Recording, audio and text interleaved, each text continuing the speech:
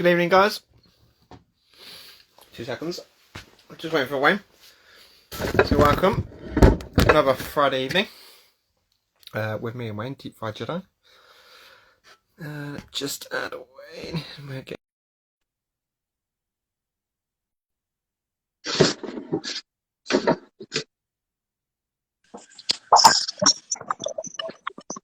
Yes. Hello. Yeah, you alright? Very well, thank you.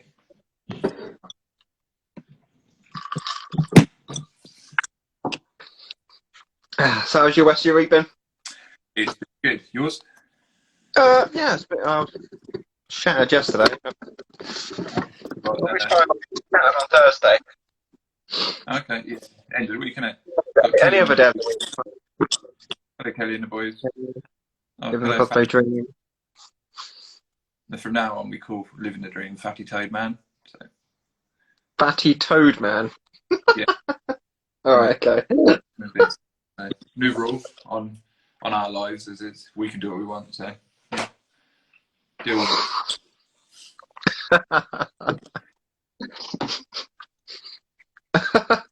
Okay. I think we may lose a follower if we call her that. That's all right. That wouldn't be the worst thing. Also, living the dream in my video, 181 views. So even more so down to me now. I simply stopped watching. Oh no!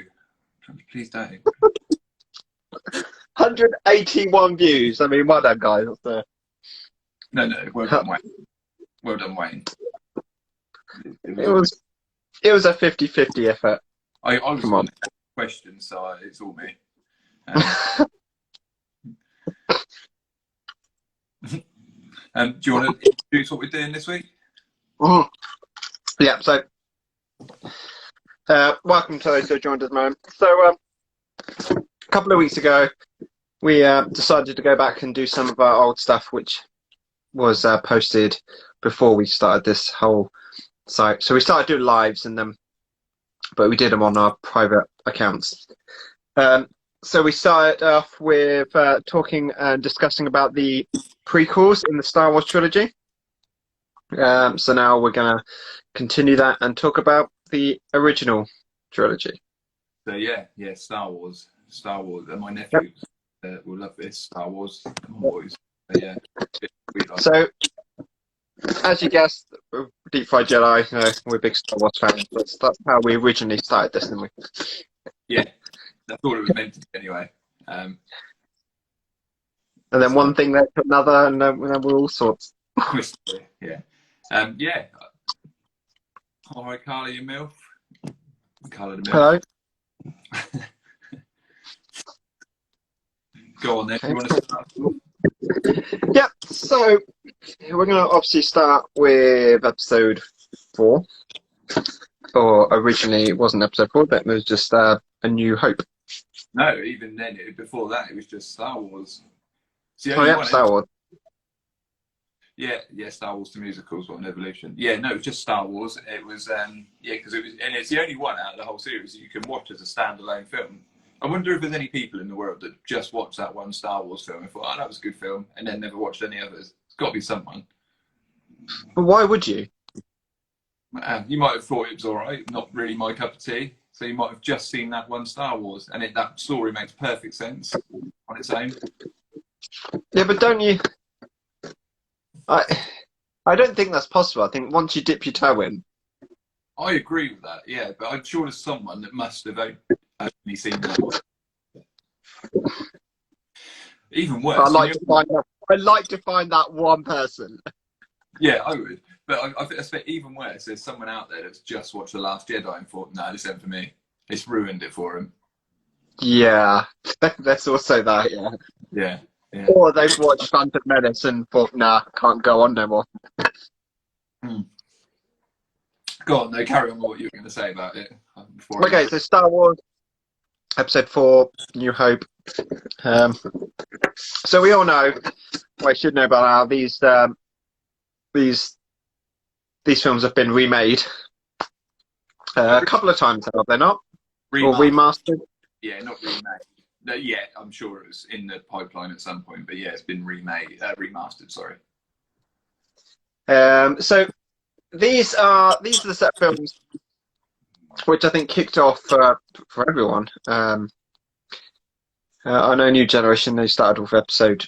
Some started with these new episodes, but for me and you, we this is the thing that created us and made us into what we are today. Yeah, massively so. I remember watching this one, the first one, Star Wars, A New Hope, eventually, one Christmas with the family, and as soon as that ship comes sort of overhead at the top of the screen, I just thought this is amazing. And actually, because we weren't born until 1986, so or mid 80s.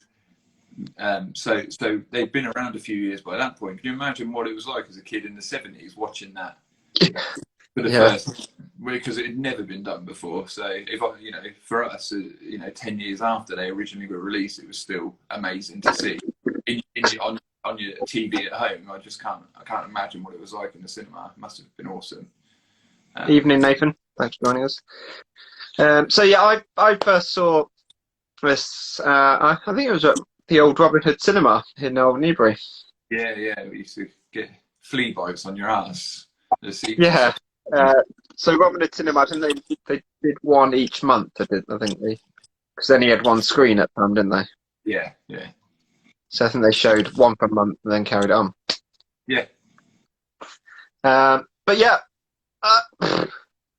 where do you want to start with New Hope? You said it is a standalone. Like I say, it can be a standalone film. Yeah. Well, because they never believed that it was going to make any money. They thought it might sort of be a little bit of a hit with sort of people on the fringes, it was, but just sort of a bit of a cult classic maybe, but never believed it was going to be as huge as it was. Yeah. And so yeah, it is, like I say, it's the only one that you can watch as a single film and then not watch any others, but that film still makes perfect sense, which is cool. The stories is, I don't know, simple maybe isn't the right word, but it's not a new story. Young boy who is the chosen one, goes on a journey, gets the old man mentor. You've got it's not a new story, but it sort of gives a twist on everything. So you haven't really got like a damsel in distress like Princess Leia is as tough as the other characters.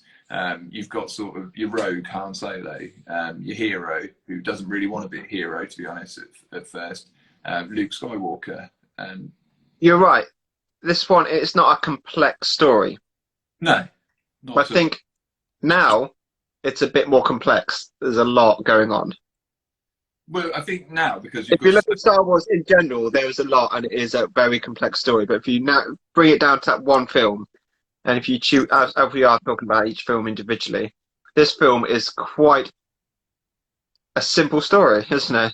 It is, like you say, if you look at it as a single entry and it's a standalone film, yeah, it is. It's only because now there's 8 other films attached to it with different sort of subplots. Each one sort of has got a strand coming in and out of this one. So yeah, that's why it can be. And I think it puts some people off actually watching them, Star Wars. If you're completely new to it, I don't think it would. The fact that there's already 8 films, I think it does put people off. But yeah, it's a simple story. What worked for this one, I think, was just the fact that it was so groundbreaking for the time, like the special effects, the sounds, all of that. Yeah. And also, we were used to like sci-fi films being shiny and new, everything being shiny and new in sci-fi films. And along comes Star Wars, and everything sort of dirty and used. It was like a proper lived-in universe. It was more real. Yeah, and then this film also started off the actors' big careers, didn't they? Harrison Ford, Carrie Fisher. Well, I'd argue that it didn't really do a lot for any of them. Harrison Ford obviously went on to do really good stuff, but Mark Hamill didn't do a lot. I mean, he done a lot of voice acting and stuff like that. It didn't really propel him to the same stardom as Harrison Ford. Same with Carrie Fisher, actually. She done a few, Blues Brothers. I know she was in The Burbs, but never really to the same level as Harrison Ford either. And Alec Guinness was already a massive star, so you can really credit that to Star Wars. He was already. Yeah, Alec Guinness is Obi-Wan. Yeah, I mean, I don't know about you, and I think like there'd be purists watching this who disagree with me completely, but I actually prefer Ewan McGregor's Obi-Wan. I like Alec Guinness. I thought it was brilliant, but I just thought Ewan McGregor brought something with him to that role. Yeah, I can understand that. And you'd be right. There'd be people thinking, yeah, purists that thinking, what, you're talking absolutely rubbish. Yeah, no, I just think Um, it may be because the character's younger as well. You see him in combat a lot more. We only see old Obi-Wan fight once, and he not gives up, but you know he wants to be struck down. So yeah, yeah, and I think Ewan McGregor did a good job, and you know, I think play honoured Alec Guinness's Obi-Wan, I think. oh yeah, massively so. Yeah, I don't think you can have one without the other, but I don't know. I prefer Ewan McGregor, but yeah, still really love Alec Guinness. Also, we should probably talk about the villain. And in the original Star Wars, there was only one. There was no overarching emperor behind No, it. There was just Darth Vader, and yeah, that. and you see him from the get-go, don't you? Like, Yeah, and to be honest, I know I said at the beginning, it's that ship when it flies overhead. The very first thing that happens that you see on screen was the bit that got me hooked. I love that bit, but for me, it was the first time you see Vader when they blow the doors on the Tantive 4. Vader walks through, force chokes someone. Yeah, that was what done it for me. yeah, the classic hallway scenes. Yeah, but again, though, like you said earlier, that means a lot more because obviously we've got Rogue One that leads directly into that Yeah, part. But back then it didn't. It was just like I say, it was just something that happened. But now we've got a bit of backstory on it. So it was just want to. Hey, hi Sarah. so yeah, this film, you know, it's straight in there, isn't it? It's like there's no build up. It's just there we go. There's the villain. He's trying to get something off the damsel in distress sort of character. Yeah. Um, and then we get the two droids as well, and then it carries on from there. For me, the two droids, and this is something they got wrong in the Disney sequels, which I won't go into too much depth because we'll do that next week. But the whole of Star Wars, for me, is from the perspective of the droids. They're the character. They're through it all the way. They sort of lost that with the Disney ones, but yeah, just a point I wanted to make. It is all from the I 100% agree with you. It's more the whole story is through the eyes of the droids, isn't it? yeah. I've just signed up, just completely off point. I just signed up to this magazine where they send you bits every month and you build your own R2D2. Oh wow, It's nice. got cameras and sensors and everything. So and it's half. How size. big? Half size. Yeah. Nice. Yeah. When it's built, it's probably take me it's probably a 5-year subscription, but in 5 years, What bit did you get first? I think it's like the little eye lens and a few other bits for the dome. They don't begin because the first issue is always 99p in it, so you get that do nothing. So it's only after that it will start coming together. But yeah, just Okay, let us know how that gets on. yeah, all right. I'll put the progress. Yeah. So where are we? We were talking about the droids. Story. So yeah, as soon as it, you know, it's automatically in space, and then you almost see the villain. But it's not too long before you're down on your first planet. Yeah, and then I do find it slows up a little bit then when we meet Luke. It does slow up a little bit until you get to the point where Aunt Beru and Uncle Owen are killed. Then it sort of speeds up again. So I'm really upset about this, but come on, let's go. I'm going to be a Jedi now, and that's the end of that. So yeah, it does pick up a bit then, and then again when they first get to the Death Star, it slows up a little bit. And yeah, it's not until sort of Obi-Wan meets Vader when it starts to pick up again. I, I agree with you that this film is very peaks and troughs, isn't it? It's like Yeah, it's it gives you something, then it slows down, then all the way through. but I mean it's quite well publicised, isn't it? That there was a lot of issues with production, and then they had to edit the shit out of it to make it a film, just a film, a coherent story. So I think that's just pacing suffered for it. But obviously did it no harm. It's like one of the biggest films ever. So what I quite like as well about this one is obviously when Vader's in the TIE fighter at the end, you've got him flying through the trench. Sorry, I was reading Sarah's comment. She's probably right. That's the thing. When he's flying through the trench, you don't actually know if Vader even survives. He could have been dead. Had they never got to the chance to make Empire, it's not answered. You never see the ship explode, so could have been alive, could have been dead. Which I do like that about this film. That it is a standalone. It could have been a standalone.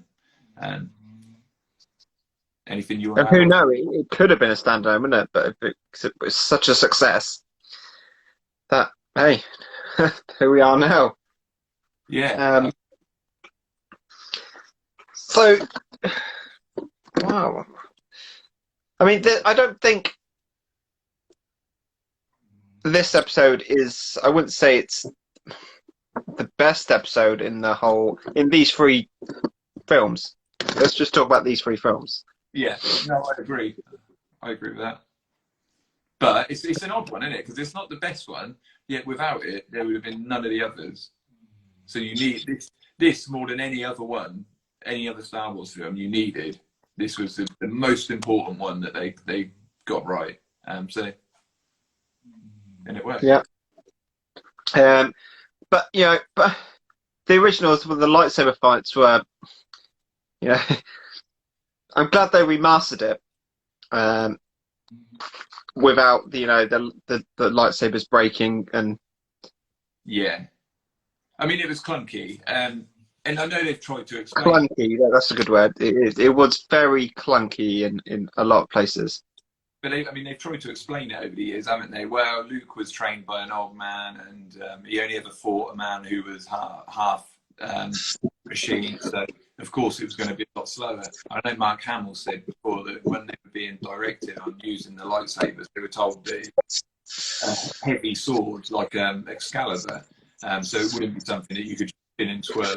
Obviously, it changed when they went back and done the prequels. I personally prefer the fights in the prequels. I think they're much better than the original. And it's one of the things I wanted to see in the sequel was sort of a mix of the two. So maybe not quite as fast and not as polished as the prequels, because sometimes it does look a little, I've said it before, looks a bit like a dance, but not as clunky and slow as what we got in the originals. And in the end, we got neither. They weren't slick or polished or very good in the sequels. But yeah, should we move on to Empire? I'm just looking at the time. We've 20 minutes in already.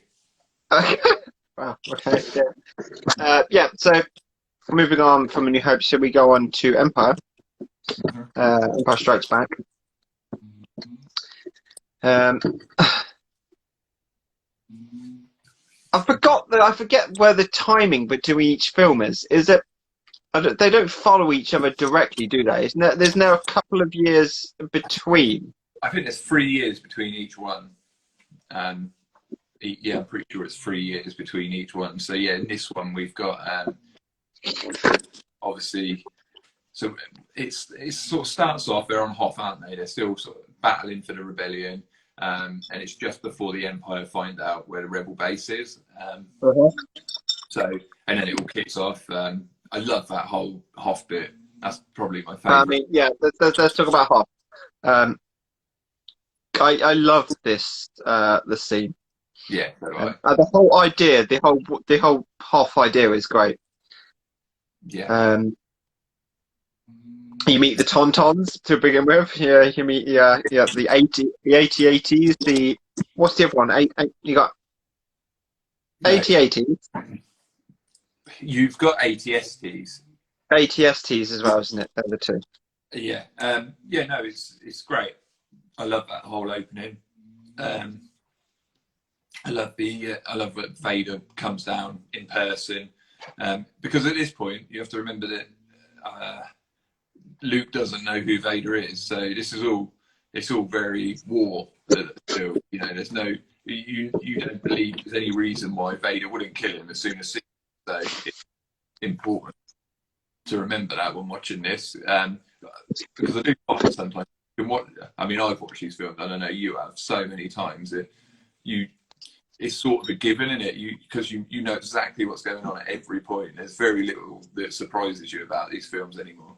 But for someone watching it for the first time, yeah, I mean, I can just about remember watching them the first time, to be honest, and how amazed I was by it, especially that opening bit. But yeah, it does sort of lose I don't know what the word is really, but it loses something over time because you sort of you know exactly what's going to happen. But yeah, the Hoff bit's great. I mean, go on. You look like you were going to say something.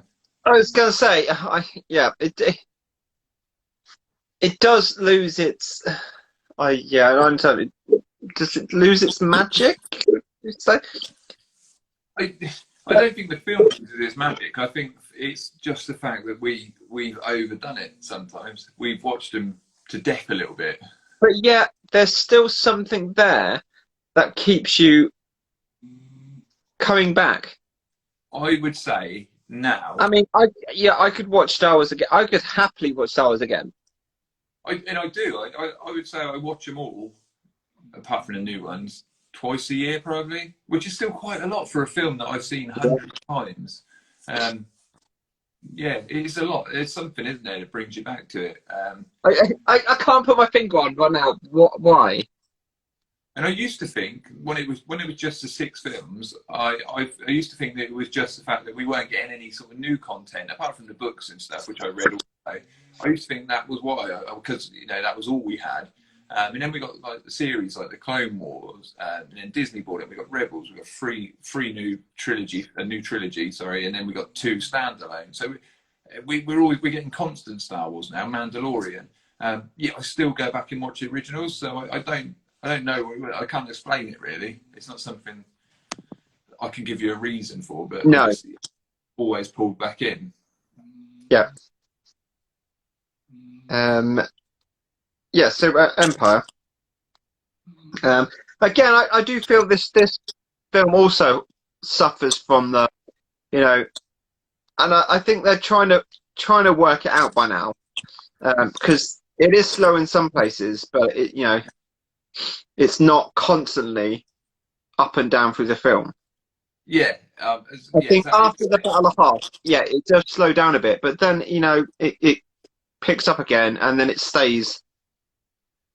The timeline's a mess as well. I mean, we don't ever know how long Luke's on Dagobah with Yoda. There's a whole debate around that, like how long he's actually there for. Some people say it's like 2 weeks. Some people say no, it's only a couple of days and then he leaves.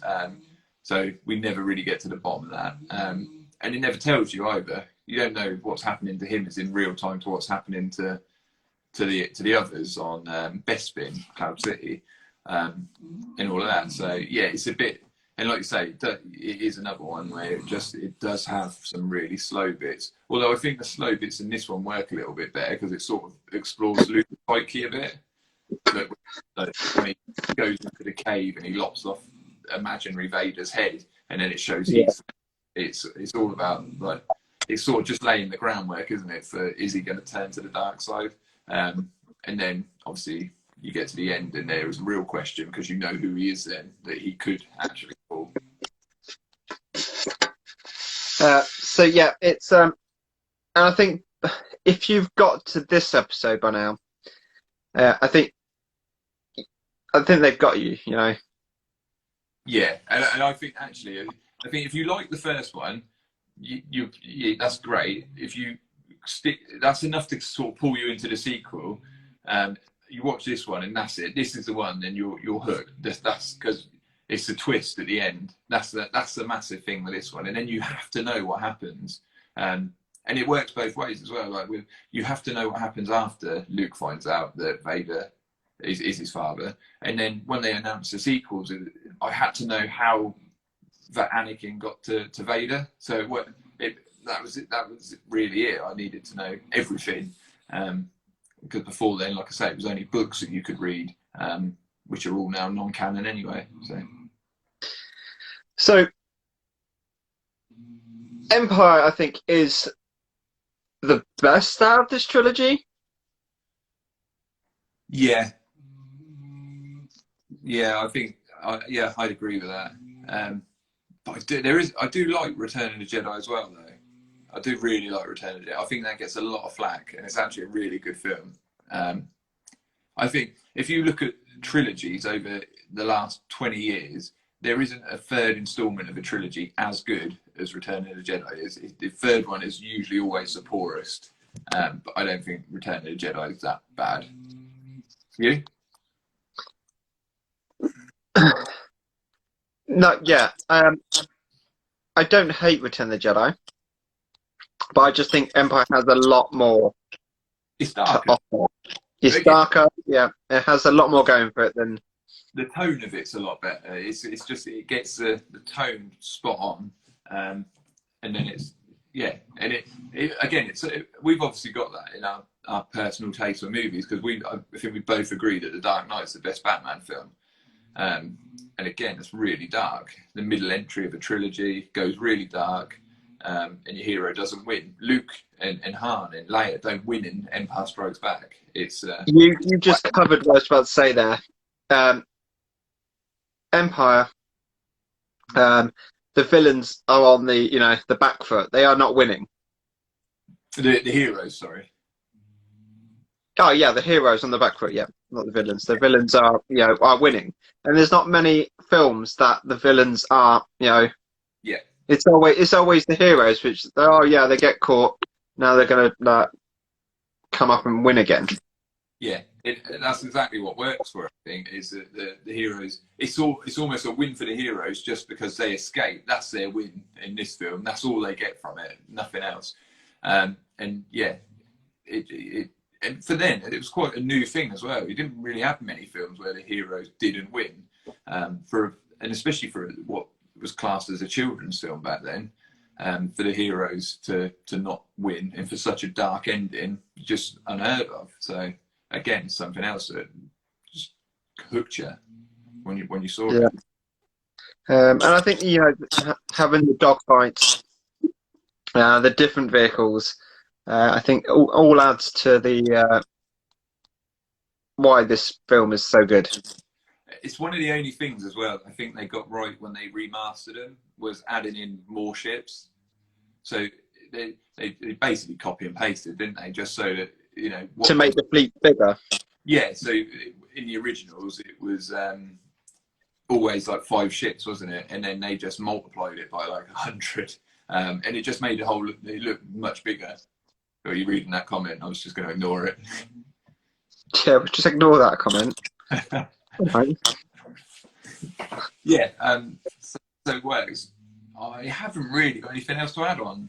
Oh, I suppose we've got to cover the whole twist at the end. The I am your father bit. Spoiler alert. Yeah. If you don't know that Darth Vader says, "No, I am your father," then I mean, by now, these two films have given things that everyone talks about and would know, like New Hope, who shot first. You've got that scenario. Sarah's like, what? You've got the old cantina scene. There's a lot of things which, Okay, yeah, well, let's ask that. Who shot first? You go first. Do you want me to answer first? Or? Solo shot first. Absolutely, yeah. Of course it was. Yeah. And that's what I hate that they changed that, because it just showed that he was a ruthless character who would have done anything to survive. Yeah, absolutely. Solo shot first. So, but yeah, I mean, I do like Greedo as a character. Yeah, there's actually a really good scene that was cut from episode 1 where young Anakin and Greedo actually have a fist fight on Tatooine. It's actually really Yeah. good. I can see why they cut it because it had no input on the story, but it's quite a fun little scene to go back and watch. You've seen it, yeah? What, the actual the cutscene? Yeah. No, Oh, have you not? Yeah, I'll have to. no. I've got the Blu-rays with all like they're like 10 discs with special features on them. I'll lend you them Yeah, because it's all this. yeah. I've not seen Yeah, that one. I do know the. I've seen the cutting where they've made Jabba the Hutt. He was human to begin with, wasn't he? And then they've made him into the in A New Hope. Yeah, I actually saw the picture. domestic slug. Yeah, it's a guy in like a fur waistcoat. It's a bizarre thing, but I'm glad they changed that. Although that's one of the things they added that whole scene, didn't they, to A New Hope because it wasn't in the original release, because they didn't like the guy playing him and they wanted to do a giant space slug, but couldn't in '77 couldn't make it work, so they cut the scene completely. Then when they added the scene back in the '90s, they done the worst CGI Jabba that I think they could have, like almost as bad as the puppet of Yoda in Episode One. Um, Even now, watching New Hope, I just sort of think, oh, I don't know why you've done that or you've added that in because it's not necessary. You didn't need that scene. We know that it's quite clearly explained in other scenes that he's on the run from a gangster called Jabba the Hutt. You didn't need to see him. So yeah, that winds me up a little bit. Also, some of the CGI animal bits that he's put into these films since they were released, sort of, if anything, they're just a distraction. Absolutely no input on the story. It's almost like when you first get like a picture editor on your computer and you just mess about adding things onto photos because you can. It's sort of like George Lucas had got his first digital editing suite and decided, oh, I'm going to put a lizard over here, just like humping another lizard because I want to, and that's it. It was just no thought went into it. I quite like that. I disagree with you because I think that gives the world more meaning. No, I disagree. I think it had plenty. If I was going to do anything with the CGI, it would have been the Cantina band. I would have gone over some of the awful masks. I would have digitally erased them and put something of CGI over the top of them. Because I mean, there's there's one guy in like a wolf mask that you can get from Asda. Okay. You know what I mean? Yeah, but does that not add to the feel of it? I think that adds to the Yeah, feel of the films. yeah, I suppose it does in a way. I mean, but it makes me laugh now. And I think now as well that we've got other films in the series, and they've obviously do go to CGI route and make them look as realistic as possible. I mean, if you were to watch episodes 1 to 3 and then watch episode 4, A New Hope, and you get to that cantina scene, you'd think, what the hell is going on with it? Did they run out of money or something? Why It's like they go back in time, don't they? Not forward in time. Yeah, it is. It is a bit like that. Technology was amazing, and now it's just like, okay, what's going on? We're going backwards. So we covered 2 films, and these at the moment too. These 2 films introduce a hefty lot of characters. There's stupid characters and then we have a third film which adds more characters to our list of. It's an ever-growing list of characters. I mean, so we didn't mention actually in the Empire section that we just done, but Lando Calrissian, great addition to the cast. And I don't know if you know, he was actually added originally because there was a bit of a backlash that the only character of colour was Darth Vader in a black suit, who wasn't a black man, but because he was in a black suit, they said it was a portrayal of, it was like a race portrayal. The only character who's black is the villain. So they added Billy D. Williams as Lando Calrissian in Empire Strikes Back as a sort of. And and then he got stuck with the only black guy in the galaxy. Yeah, and then he was Yeah. well, really until Mace Windu came along. Yeah. So yeah. But obviously back then they didn't know they were going to happen, did they? So No, that's I mean, Billy Dean played Lando I mean, He also made a really good Harvey Dent in the Tim Burton Batman films. Um, and yeah. apparently he was going to go on if Tim Burton stuck around to do the third one, a trilogy, instead of handing it over to Joel Schumacher who'd done Batman Forever. Tim Burton was going to have him as Two-Face instead of Tommy Lee Jones. So, little fun fact for you. Wow, cool. That's cool. Yeah, I would have liked. Um, so yeah, so we've obviously had the big reveal that Vader is Luke's father. I don't know why we're skirting around it. We can say it. Everyone knows. They know. And yeah, I mean, if you haven't seen it, then Yeah. why are I you mean, here? Um, yeah. The film was released in 1980, so if you haven't watched it, you don't want to. and I think you. I don't think you can have a massive reveal like that anymore. I think everyone tries to. Everyone tries to get to that big reveal, but it's never going to work the same as when it first happened in Star Wars, is it? It's never going to be. No, and I think actually it's actually Everyone is kind of guessing or already can see what's going to happen. Where back then, no one had a clue, and it was, oh my, really?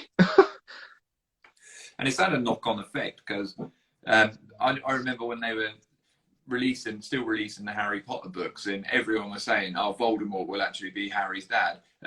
So people people expect it now. Do you know what I mean? And I'm not sure that J.K. Rowling wasn't actually planning on that. I agree with Living the Dream and that the internet has ruined surprises in films. Yeah, no internet for theories. That is also it was only a few people on the crew that knew.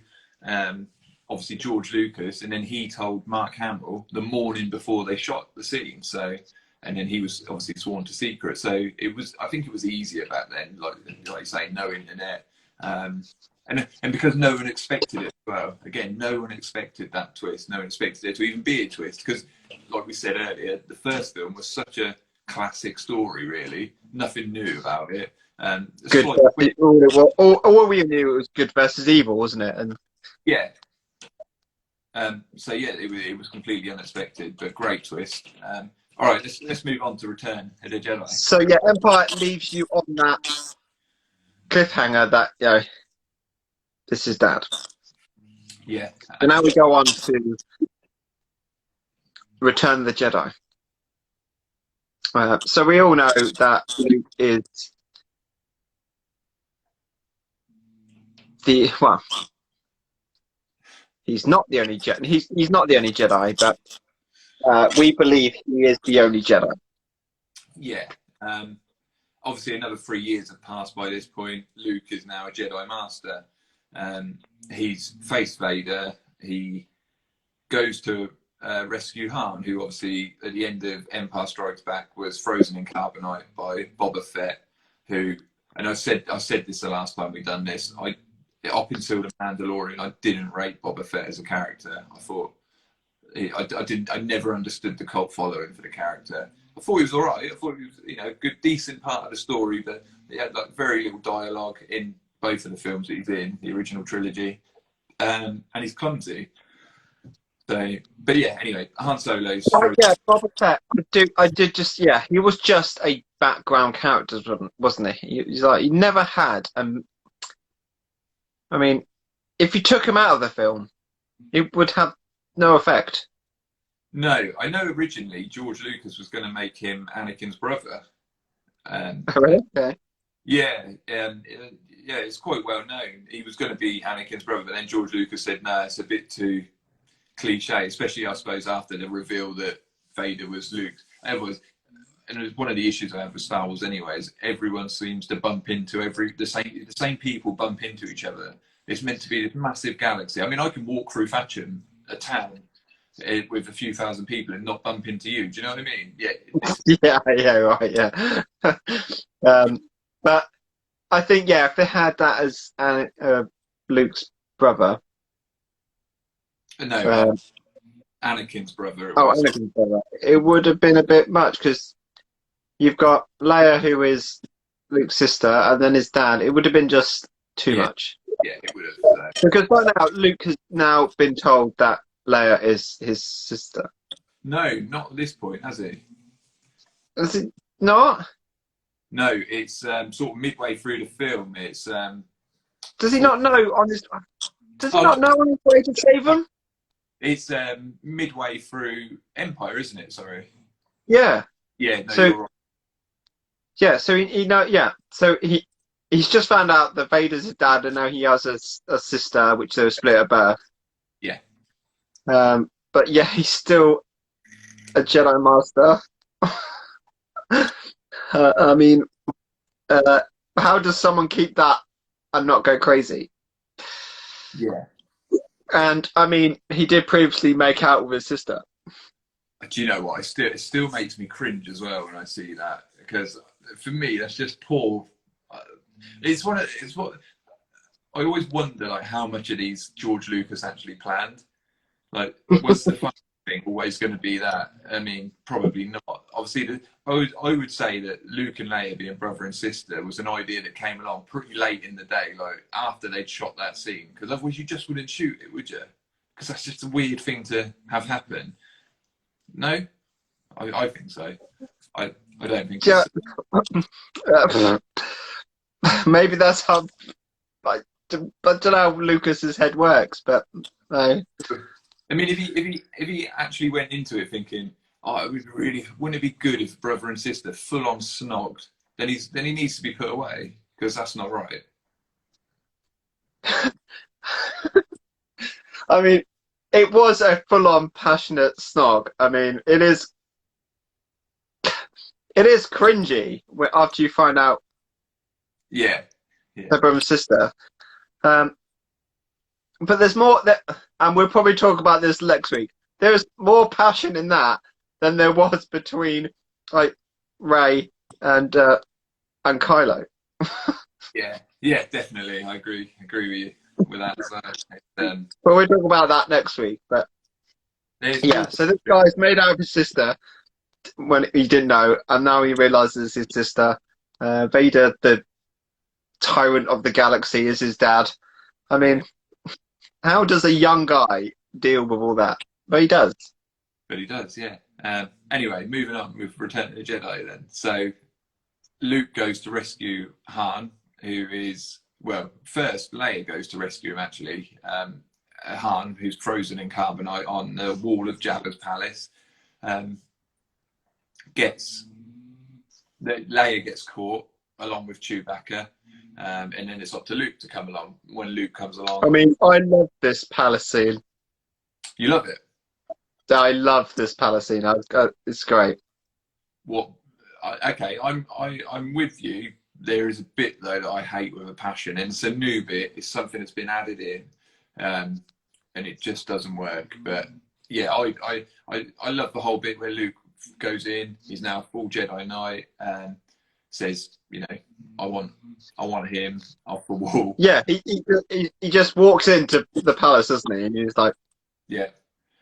And you sort of see how powerful he's got then, because you know he's using mind tricks. He's swiping people against walls. He's the guards. He's knocking them together with the Force. It's sort of like this. It's the same Luke Skywalker we saw in the last episode of The Mandalorian. It's like that super powerful Luke Skywalker, which was awesome. But yeah, he has to fight Rancor. They do all that. I love all of that scene. The bit I don't like, and it really grates me, is the Max Rebo band, where they've got that frog lady with like the massive what with the mouth? yeah, and then they've got that like sort of digital hamster thing now as well with perfect teeth. It's weird. It adds nothing to the story. It's not a good song or anything. It's not like Cantina Band. No one's going around humming that song all day. No. Poor CGI. They should have just put the Cantina band back in. Should they not? Should they not? Where anything would have been better. Surely I don't know why you. surely Jabba can afford to hire the Cantina band. I don't think. Or, the thing with the Cantina band is they were literally, it was just background music, wasn't it? This actually takes centre stage. So, you know, Star Wars sort of stops for a minute. They do like this sort of musical number, and then the story carries on, and it's so odd. I don't know why you would just whack that in the middle, because it's like you say, it's a great scene. Other than that bit that they went in and added. So I don't know. I don't know why they've done it. I don't like it, and I will fast forward it if I'm watching it because it annoys me that much. But no, this the whole palace is great. You know, you got as you saw earlier, I was played as Leia in the face swap. Thanks. So you get Leia in her slave outfit, and yeah, Luke comes in and it's just like, I'm the Almighty, blah blah blah. All right. And then you get that, oh, I'm Jabba the Hutt, blah blah. These things don't work on me. Yeah. And then obviously then it all kicks off. Yeah, and it leads on to the barge scene as well, which is another one of my favourite scenes of this movie, because, like you say, it all kicks off. You get that really stupid death of Boba Fett, sorry, and you sort of think, like, which is one of the things like when people before Mandalorian argued that Boba Fett was one of the best bounty hunters in the galaxy. He was killed by a blind Han Solo with a pole. Do you know what I mean? You can't have been that good. So yeah, so they're taken to the Snarlap pit, which is just a massive vagina in a sand. An angry one. So. Yeah, yeah. So yeah, so we lose a few characters that go down into the Snarlap pit, which apparently devours you over 1,000 years. Yeah. It always reminds me of a cat with worms. But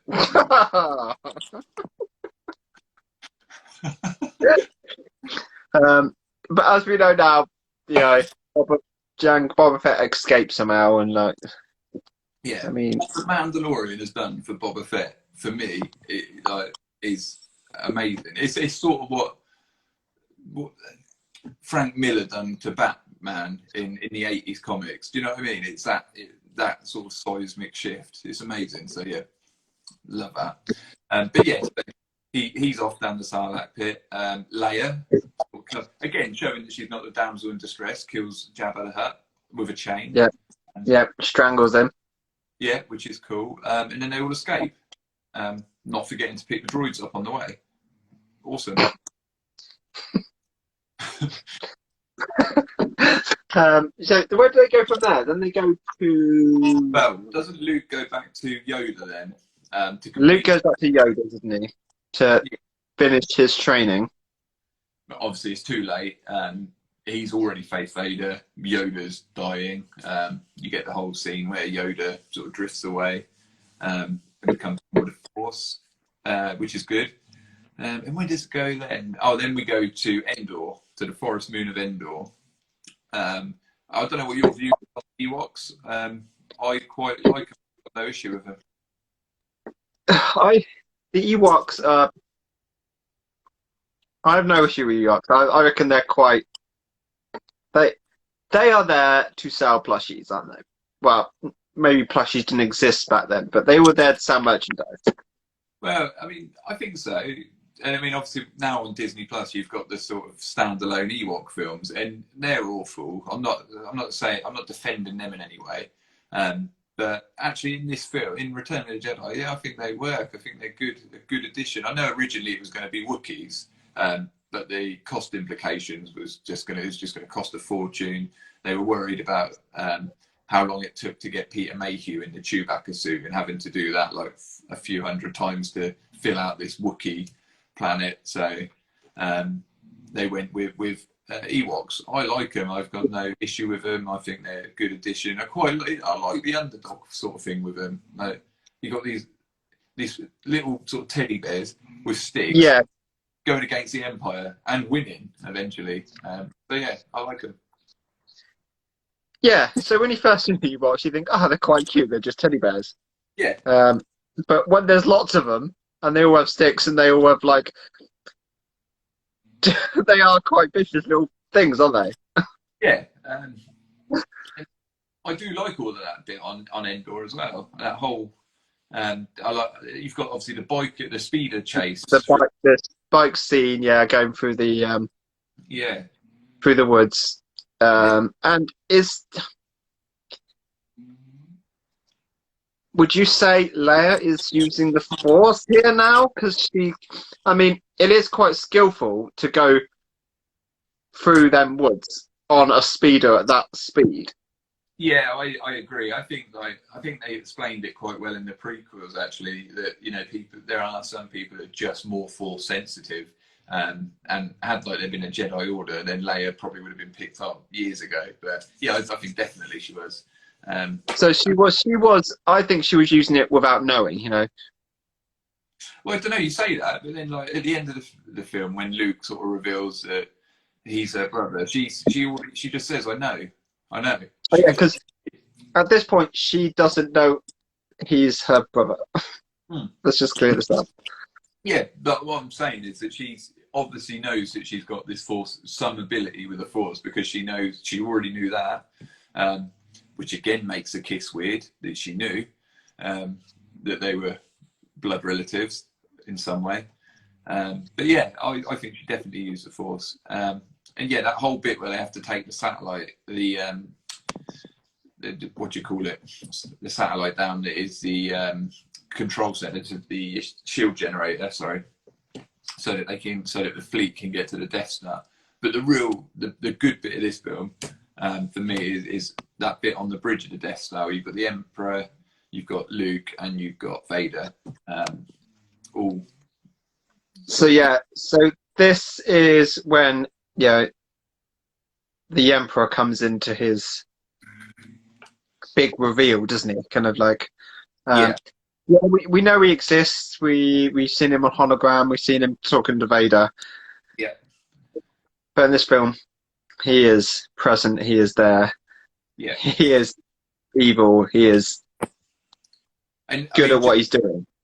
going back a little bit, but you know just how powerful it is because we've had two films of watching Vader do what he wants, destroy what he wants, kill who he wants, and then the one of the opening scenes of this film, you've got Vader on his knees as the Emperor enters the room. So you just know from the off that this guy is he's obviously really powerful. For Vader to be at his mercy. But yeah, so anyway, back to where we were though with the whole throne room bit, and you've got the Emperor trying to turn Luke to the dark side.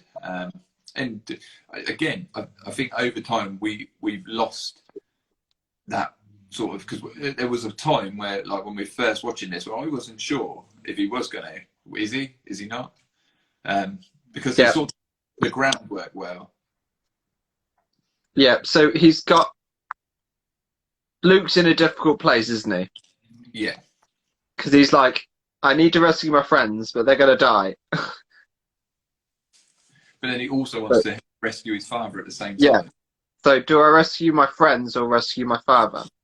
Yeah, And the Emperor's basically like, you can't do both.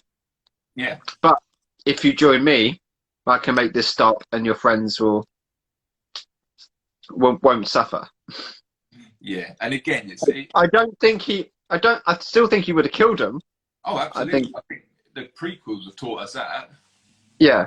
I think he would just. He promised not to make him a sufferable death. But It was. I mean, that's another thing that the prequels added to these films is that the parallels. So, like Luke's friends, Han, Leia, Chewbacca, they were sort of Luke's Padme. Do you know what I mean? So with Anakin, he was so afraid of losing Padme, and the Emperor was using Luke's friends against him to try and pull him over to the dark side. Obviously, didn't work in that case, but it did the first time. With Anakin. So yeah, it's really good to watch that whole scene. And there's not for a lot of it. It's just talking. It's just the Emperor being a massive dick and sort of tormenting him. And then I don't yeah, know. yeah, Again, watching it for the first time, I thought Vader was going to kill him, or vice versa. I didn't think it was going to go the way it did. With Vader, I didn't think there was any turning Vader back. yeah. So Luke believes there was still good in Vader. Yeah. or still good in Anakin. So he's trying to, he wants to bring that out. So Luke, d- d- Luke throws his lightsaber down, doesn't he? And he says Yeah. no. In the end, he refuses to fight, and that's when the Yeah, Emperor comes in and just starts to electrocute him with yeah, force. with his force lightning. And this is when you know, wow, okay, this guy is powerful. Yeah, But he does take a bit of lightning for a while, doesn't he? yeah. And then obviously Vader, father side comes into kick, and he can't sit there and watch his son Okay, well, being fried to death. what's your view on the? Because I know it's again, it's something that was added after the originals, but now in the newer, the remastered version, when Vader's looking down at Luke being electrocuted, he says no. And he never said that in the originals. What are your thoughts on that? Because I quite like that, actually. I think it adds to it, but I know there's a lot of people that What when don't. he says the Emperor no? Yeah, I I think that's a good little yeah, I agree. That's a nice touch yeah, yeah, cool. I thought we'd be on the because same. it is showing. Okay, he's starting to break now. Yeah, yeah. Yeah, obviously he picks him up and throws him down the shaft. I have to say, I never believed that the Emperor was dead, even from that. I thought if they were going to do a sequel, they would bring the Emperor back. We'll go into that next week and how they massively messed that up. But I didn't think someone that powerful could just be thrown down a shaft and killed. I don't know about you. So did you believe he was dead even then? Yeah, but he was thrown down a shaft into open space. It wasn't open space though, was it? And Well, the bottom of the shaft, surely it goes into just I always space. wondered because obviously it's almost like that explosion of sort of a blue force, and I just thought I don't Yeah, know. I don't know what I thought. I just didn't really believe that he was dead. I always thought if they were to do follow-ons, that he would be still the main villain. So yeah, and he uh, sort of wasn't. so after Vader does that, then you realise, okay, he is the chosen one. He was the one to bring Yeah, and then I think balance, that balance to the Force. yeah, and after that you get then what I think is the best scene in the film, where you get Vader on the ramp of the Imperial shuttle. Luke's talking to him, and Vader wants to see Luke's face, and you take off the helmet, and that's sort of the first time you really see how vulnerable he is. So Vader has taken the deflection of like when he's counting the Emperor. You could see you see Vader's skull through the mask, don't you? Like when he's he throws him. So yeah, basically Vader's now basically dying. Yeah, he's and they explain it a lot more in the books and stuff. So that when the Emperor had the suit made for Vader, it was made so that it couldn't withstand electrical shocks. So if he ever did turn against the Emperor could easily finish him off. Again, it's not something you get from the movie, and it's not really important. I think when you see him without the mask, he's sort of an old, scarred man. You just believe, that amount of electric probably would kill him anyway. But yeah, it is sort of addressed in the books that his suit is built not to withstand electric current. So yeah, But yeah, it is quite nice that Luke wants to see his father's face as he is now. yeah, yeah, I agree. And then obviously it all sort of ends. The Death Star is destroyed, the second one anyway, half completed one, and they all go off. There's balance. There's balance to the Force, and now everyone's happy. Yeah, they give Vader, Anakin, a nice send off on Endor. And then a few scenes actually that I really like that they've added in. When it goes across the galaxy and you see different planets celebrating, so you've got Naboo and Bespin, Yeah, and Coruscant now is in there, yeah. the statue down of the Emperor. Yeah, I love all of that. I think that's With the celebratory song, isn't it? Yeah. yeah, it's great, and I wish especially now. I mean, I suppose a lot of it's in hindsight with what we got after, but I wish that was just the ending. It was such a perfect ending for that set of films. But no, they Yeah, then it goes back to Endor. You see Vader's body being burnt, but then it goes to the Force ghosts. yeah. I mean, So, what's your view on the changing Vader to? it's I don't know really. I quite like it that it's Hayden Christensen, but because as the audience we've seen those films now, but it makes no sense from Luke's point of view because he would have no idea who that was. He's just seen this scarred old man. Do you know what I mean? So it would have made no sense to him that actually there's a man younger than he is now. Force goes there. So it doesn't make a lot of sense, but I don't They mind. should have kept him because they did do it with just the actor, didn't they? With no scar Yeah, face. It was just they should have kept that.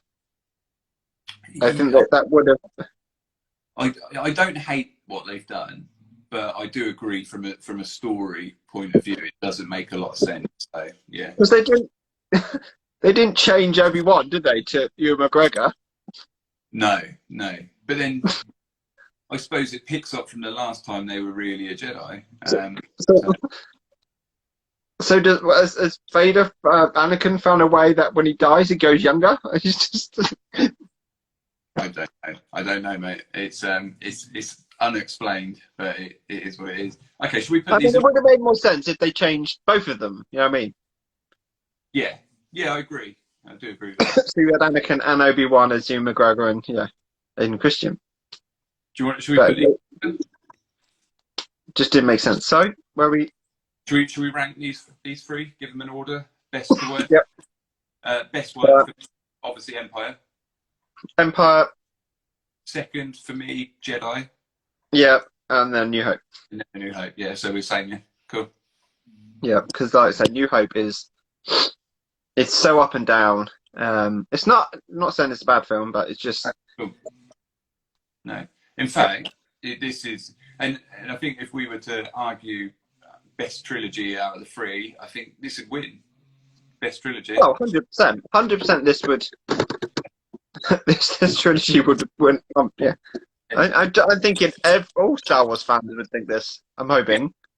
Well, as we've said before, I think if you like Star Wars, this is sort of your core Star Wars. Everything else you can sort of like and not like or have opinions on, but this is every Star Wars fan to agree on this one point. Even my nephews would agree with this. And that goes And I mean, that's great to see. For my nephews are 8 and 13, 12, 13, and they still think the originals are the best. mm-hmm. Yeah. But we can talk more about the new ones next week. But. Yeah. We'll discuss them next week. Cool. Do you know what film won for Wednesday this week? I thought it was the Is it I Kill Monsters? Or was it? Okay. Was it that one? I don't know. I missed it completely, mate. So I forgot the title. I think that was winning. That was. I mean, I've not seen that film. no, me neither. So yeah. I think it might be a good one. I think that one was had the most votes and won. Okay, cool. We'll give that one a go then. Yeah, that'd be a good one to review actually. Well, we did say when we started it, we wanted sort of new films that we haven't seen. I don't think there's been one I haven't seen yet. There's been one I haven't seen in years, but I think this would be our first one we haven't seen. Clockwork was new for me, actually. That was a new one for me. But yeah, tomorrow I'm going to play tennis with Sarah. So yeah. I'm going to say she's been quiet tonight, so I think it's probably because she knows she's going to get a thrashing tomorrow. So. Please tell me you're going to have a live section for this. Live stream it, yeah. Live stream our tennis. Cool. Yeah. Okay. This is a great match I'd like to watch. So that's what we do now. If we don't just do live shows. We actually interact with our fans in social settings. Now we're allowed out. So I mean, next week I just might take a picture of my dog having a poo. That'll be the new Star Wars films. yeah, that's lovely. Do you know what? I bet like these last 2 weeks that we've done this, I mean, I could have gone on for another hour. I'm quite conscious of ending it after an hour. I know we've gone slightly over this week, but I could talk about these for 2 hours more. Next week, I just want to get it over and done with. So next week we are entering the Disney phase now. Yeah. So prequels and these ones were all George Lucas, LucasArts. Now we're entering the Disney, the era of the Disney. Yeah. And I mean, I ain't got a problem with Disney. Let's put this out there before anything else. Disney's great. You know, what they do with Marvel, amazing. I'll tell you, I mean, I can tell you now what the problem is. It's Kathleen Kennedy. They need to get someone who knows Star Wars, who loves Star Wars. They're just like Marvel did with Kevin Feige. They got someone who knows the property, knows exactly the sort of stories they want to be telling, and also has faith in their directors to tell the stories. Doesn't have to have this overview of what's going on all the time. And Kathleen Kennedy is none of those things. So I think she has to go for the films to get better. But moving forward, I think obviously Disney want to plan and do their own stuff, and we can talk about this more next week. I think they're going to do a good job. I read the other day actually that Kathleen Kennedy's contract is up in September this year. I think that's why we're not getting any news on movies and that, because I'm sure she'll be gone, and I think they'll put someone. I'm hoping Jon Favreau, or what's the guy's name who does Clone Wars? I can't remember his name. Yeah. Has he not done the Bad Batch, which we have yet to see? Yeah, and the Clone Wars. So yeah, I'm looking forward to the Bad Batch. He just knows what he's doing, so I hope it's one of them, or at least someone like that, someone who gets it. So I do believe that now when Disney do their own stuff, it's going to be. I don't think it'd be amazing, but I think it would be better than what they're doing at the moment. I think they just had to bring this to an end and then create their own. And I think it says a lot as well when the series.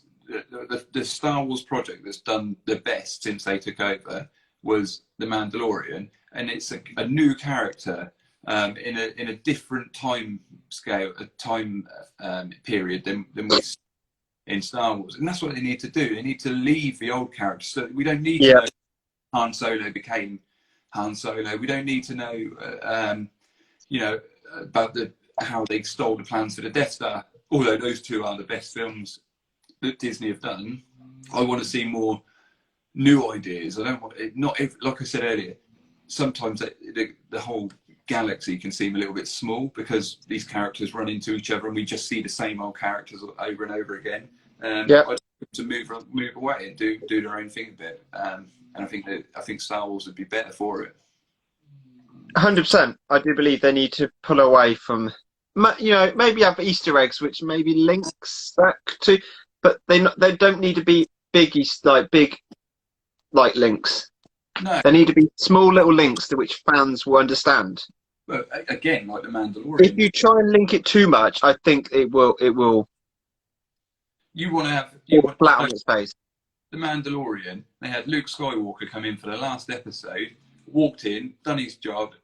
Was an integral part to the story, but the story wasn't about him. Do you know what I mean? And that was perfect. That's all you want is just these little nods and these little. Oh, he's important to the story here. So yeah, bring him in. But yeah, I mean, I'd quite like to see him go and do. I've always said this: Knights of the Old Republic. Let's get that out. Well, apparently we're getting it, and it's going to feature Revan. So hopefully, but we'll see. But anyway, I think we should end it there, mate. We're well over. So we'll discuss the Disney ones next week. Yeah. I don't think it's going to take very long, but okay. So yeah, thank you guys. Thanks for joining us.